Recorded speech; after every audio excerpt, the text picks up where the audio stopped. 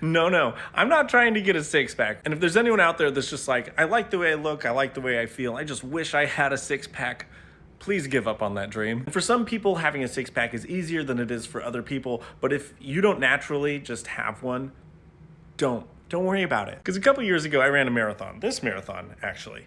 And so I was training a lot and I was in very, very good shape. And I thought, you know what? If I'm ever gonna have a six pack, now would be the time to go for it. I'm gonna be very lean. I'm running like 20 miles at a time. And bodybuilders know having a six pack doesn't mean that you have really strong abs. It just means that you don't have fat over your abs. And I was at about 19% body fat, and I'm like, if I could just get under 17% body fat, I would have a six pack. So I decided to see if I could do it, and it's not for me. To have a six pack like what you see on TV, like that kind of six pack, you have to be at such a calorie deficit. You have to be starving yourself. To maintain that, I would have to be miserable all the time. I would be so cranky. I would not be a good dad. Like maybe if I was a single guy and I could just socially isolate and be like, you know what? I'm gonna focus on getting the most chiseled body possible, and I'm not gonna be around anyone while I do it. Then I think I could do it, but I have social obligations. Dad bods exist for a reason. Because if we didn't have dad bods, we wouldn't be nice. It is really hard to be starving and kind.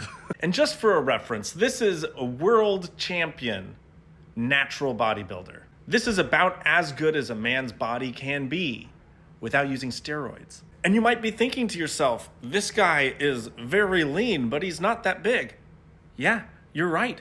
You might be thinking, oh, I go to the gym. I see guys bigger than this all the time. Yeah, you do. Think about what that means.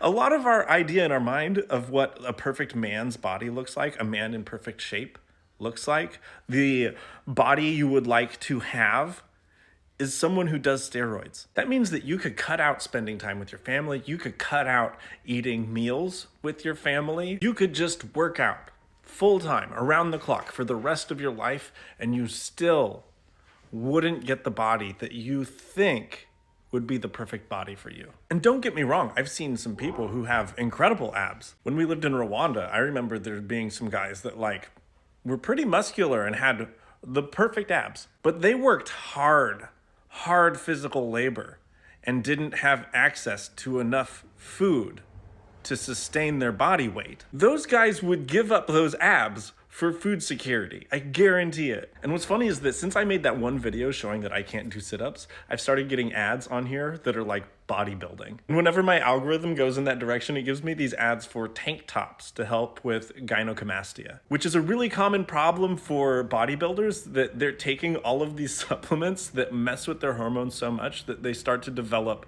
breast tissue. These bodybuilders are completely wrecking their hormonal systems because they're doing at-home hormonal replacement therapy because they want to have testosterone levels that aren't naturally occurring in humans. So the more I learn about bodybuilding and body sculpting, the less I have any desire to care what my body looks like. I want a healthy body.